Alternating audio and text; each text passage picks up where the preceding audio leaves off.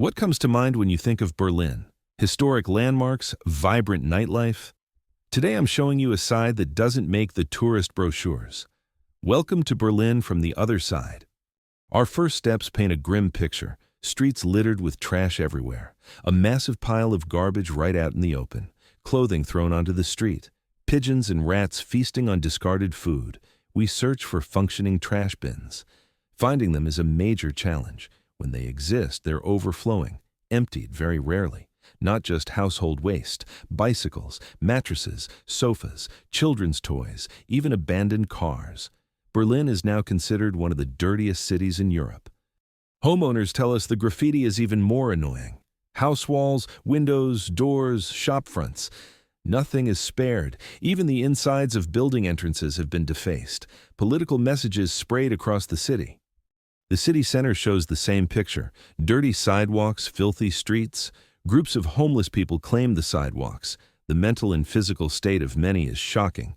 They stagger under the influence of drugs or have turned bus stops into sleeping spots.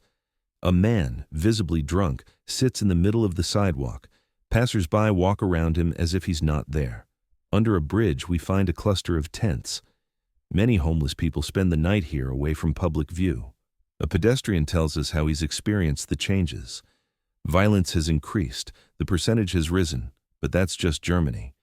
On the way to Görlitzer Park, we notice a clear cultural shift. Many shops have Arabic signs, Palestinian flags hang in shop windows, shisha bars are particularly popular. Next to them, translation agencies. The smell of marijuana hangs in the air. Some passers-by smoke openly. In street cafes, we hear at least 20 different languages. The clothing has changed. Many women wear headscarves or long dresses. The cultural difference is striking between tourists and this way of life, which has little in common with traditional Western culture.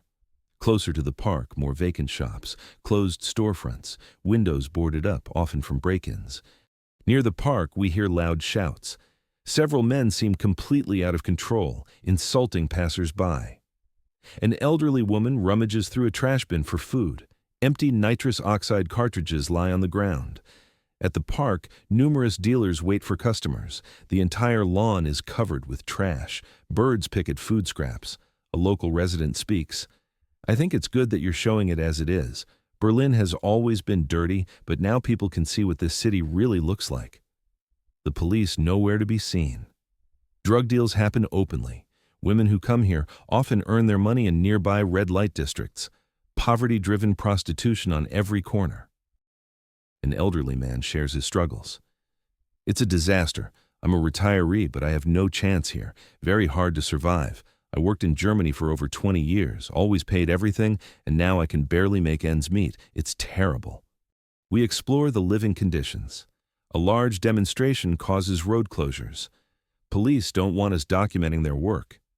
In residential areas, dilapidated high-rises catch our eye. Many investors unconcerned about their condition. Tenants live in catastrophic conditions. A train passes hourly, making the ground shake. This is where Berlin's poorest live, building facades covered in graffiti, doors and buzzers run down, mailboxes bent, trash thrown from apartment windows. The retiree tells us about regular water outages. A nearby fountain is his only source of water. 3 days in Berlin come to an end. We're left with images that cause concern. How will this city develop in the coming years? Is your city dealing with similar issues? Let me know in the comments. If you want to see more real documentaries like this, subscribe to the channel. 3 days in Berlin come to an end. Walking back through these streets, everything we've documented plays back in my mind. The trash piling up on corners, the graffiti covering every surface, the homeless camps under bridges, the open drug dealing in parks, the elderly retiree who worked his entire life and now can't afford to live with dignity. These aren't just isolated incidents. This is a pattern, a system breaking down in real time. And here's what's really haunting. Berlin isn't alone in this. I've walked through similar scenes in Paris, in London, in Brussels, in San Francisco, in Seattle. Major cities across the developed world are showing the same symptoms. The question keeps coming back. How did we get here? These are some of the wealthiest nations in human history. Germany, one of Europe's economic powerhouses. Yet its capital looks like this. Something fundamental has shifted in how cities function, or maybe it hasn't shifted.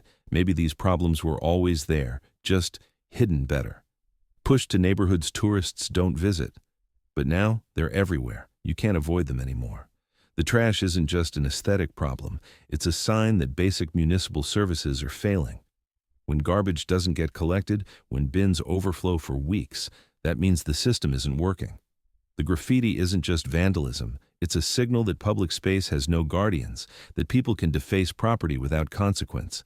The homelessness isn't just about housing prices, it's about mental health systems that collapsed, about addiction treatment that doesn't exist, about safety nets with massive holes. The drug dealing in broad daylight isn't just a policing issue. It's what happens when authorities give up, when they decide some problems are too big to solve, so they just let them continue. And that elderly man struggling on his pension? That's what happens when a society doesn't take care of the people who built it. Every person we saw sleeping on the street was someone's son or daughter. Every addict in the park had a life before this. Every piece of trash represents a system that stopped caring about details. The cultural transformation we witnessed raises difficult questions too. When neighborhoods change completely in just a few years, when longtime residents feel like strangers in their own city, that creates tension. Real tension. I'm not here to give you easy answers, because there aren't any. Do we need more police? Probably. But policing alone won't fix addiction or homelessness. Do we need better social services? Absolutely. But how do you fund them when cities are already broke? Do we need stricter enforcement of basic laws? Yes. But where's the political will to do that? The reality is, what we saw in Berlin is a preview. This is where cities are heading if current trends continue. More inequality, more visible poverty, more public disorder, more systems breaking down. And the people who suffer most aren't the ones making the decisions. It's the elderly retiree on a fixed income. It's the small business owner whose shop keeps getting vandalized. It's the mother trying to raise kids in a neighborhood that's becoming unrecognizable. But here's what I do know. Ignoring these problems doesn't make them go away. Pretending everything is fine doesn't help anyone. Documentation matters. Showing what's actually happening matters, because change only comes when enough people see the reality and decide it's unacceptable. So I'm asking you, is your city dealing with similar issues? Not the postcard version of your city, the real version, the neighborhoods you actually live in. Are you seeing more homelessness, more crime, more public disorder, more trash, more graffiti? Tell me in the comments. I want to know if Berlin is an extreme case or if this is the new normal. And here's the bigger question. What's the actual solution? Because complaining is easy. Documenting problems is easy. But fixing them? That requires real answers. If you were in charge of a major city tomorrow, what would be your first 3 policy changes? Not wishes, not ideals, actual, implementable policies. Write them in the comments. I'm reading every single one. Maybe someone watching this has experience in urban policy. Maybe someone's seen a city actually solve these problems. If that's you, share your knowledge. This isn't just about Berlin. This is about the future of urban living, about whether major cities can still function as places where normal people can live decent lives. If this documentary opened your eyes to something, subscribe to the channel. We're going to more cities, documenting what's really happening on the ground, not the tourist version, the truth.